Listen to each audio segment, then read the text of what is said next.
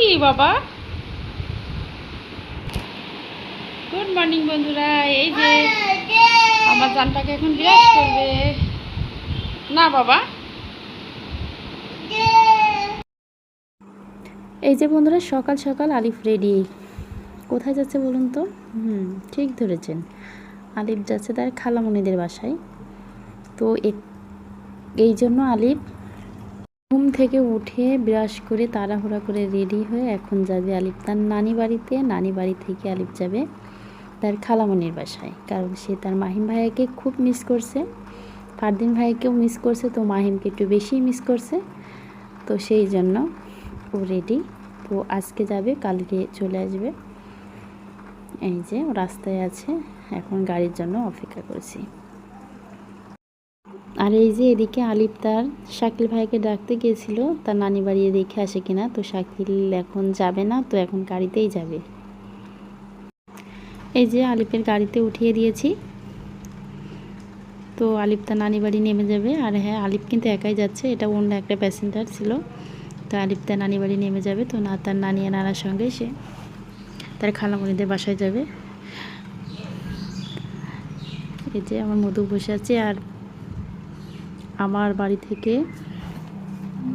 অল্প একটু। আর এই যে বন্ধু, এদিকে আলিফকে পাঠিয়ে দিয়েছি তার নানি বাড়ি। এখন 9টা 9:30 মতো বাজে। তো মাছ নিয়ে এসছে তার বাবা, তো আমি সেটাই কাটছি। এই যে দেখুন, আর এদিকে যেন হাত দিচ্ছে মাছে। তো মাছটা কাটাকাটি করে রান্না করব না আজকে, আবার করতেও পারি আর কি। যেন তার ভাইয়াকে খুঁজছে। লামিয়া তাকে জিজ্ঞাসা করছে যে তোমার ভাইয়া কোথায়, বলছে যা। ও ছেলে অনেকক্ষণ খুঁজছিল আলিফকে। এই যে বন্ধুরা, এই হলো কাজ, রান্না বান্না, খাওয়া দাওয়া, আর 2টা জান পাখিকে সামলানো, এটাই। তো আজকে আমার একটা জান পাখি নাই। এইটা বেশি দুষ্টু, ওইটা অতটা দুষ্টু না, আর আমাকে জ্বালায়ও না। সে খেলাধুলা করে, পড়াশোনা করে, এটাই।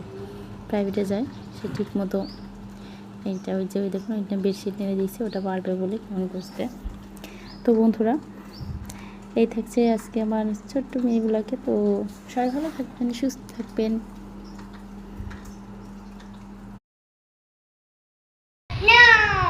কি বাবা, গুড মর্নিং বন্ধুরা। এই যে আমার জানটাকে এখন বিরাজ করবে না বাবা। এই যে বন্ধুরা, সকাল সকাল আলিফ রেডি। কোথায় যাচ্ছে বলুন তো?